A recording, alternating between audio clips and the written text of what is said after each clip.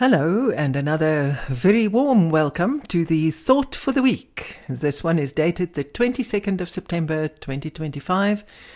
The title is Into the Final Stretch. It comes to you from the grad team, and my name is Ruda Landman. Spring is upon us. In the north of the country, it actually feels as if we've gone from winter to summer with no transition. That means that the final exams are around the corner. A friend who studied in Pretoria once said, "If you leave your last push, your final push, till the jacarandas are flowering, it's far too late." But you haven't done that, have you? You've been conscientious and serious all year through. Yeah, right. Very few people are conscientious and serious throughout. If you didn't put in all the hours you now wish you did, let that go. What's done is done. Yesterday is what it is. Today and tomorrow and the next crucial weeks are under your control. Use every minute. Until the end of your exams, you have to put in at least 4 hours of study a day, 6 days a week. More would be better. Consider fitting in an extra 2 or 3 hours over the weekend. This will not really work, I know, for medical students, engineers, and others with a lot of practical work. Try and find your own formula to fit in both work and study. It may help to talk to mentors and peers. If I say 4 hours a day, that does not mean a block of 4 hours. Make your schedule work for you. Perhaps you want to do 1 hour from 5:30 to 6:30 in the morning, or 11 to 12 at night if you're a night owl. As long as you know where your untouchable study hours sit in your day, a total of at least 4 hours, at least 1 hour at a time. One needs time to settle into your work.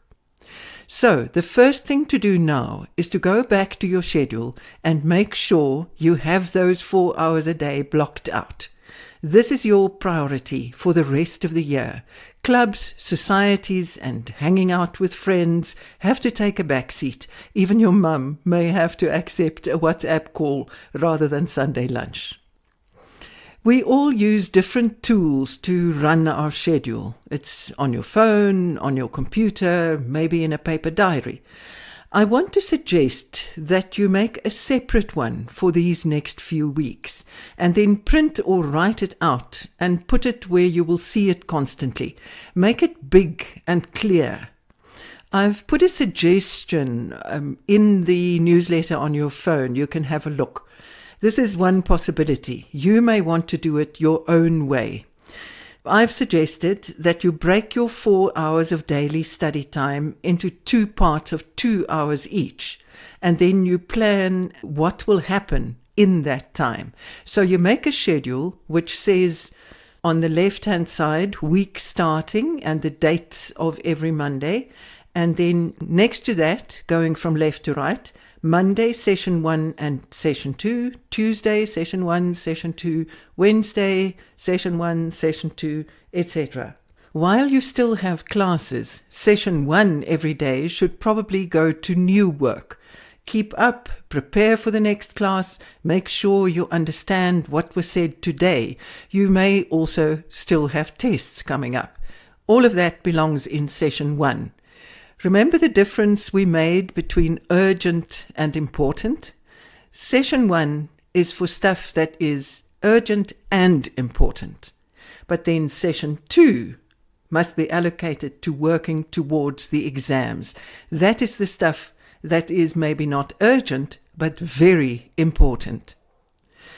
In allocating the time in session 2, use the principles of spaced repetition. We've spoken about this before. This is a tried and tested way to counter what is called the forgetting curve. And there's a nice picture on your phone illustrating this. Spaced repetition means going back to the same material again and again, but with bigger gaps between the sessions. A good pattern is to revisit it after 1 day, then after 5 days, then after 10 days, and then again the night before the exam. So let's say you decide to spend an hour, that's 2 pomodoros, remember? Let's say you decide to spend 2 pomodoros on each of your first 2 exam subjects on Monday evening. On Tuesday, you go back to the same sections and you test yourself. You can either do this in a study group or you could ask AI, ask me questions. The parts you know can then be put aside until the next week. The parts you don't know need more work, and you must return to them again the next evening, together with different subjects or sections you haven't covered yet. Plan your schedule to fit in rotations like this, day 1, day 5, day 10, of each section of the work. Do as many as possible, going back over the work time and again. This careful planning will probably take you at least an hour. It is an hour well spent. The best way to prevent panic is to have a plan.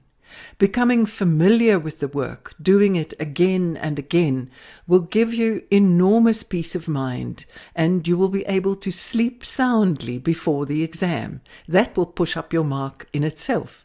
You must sleep.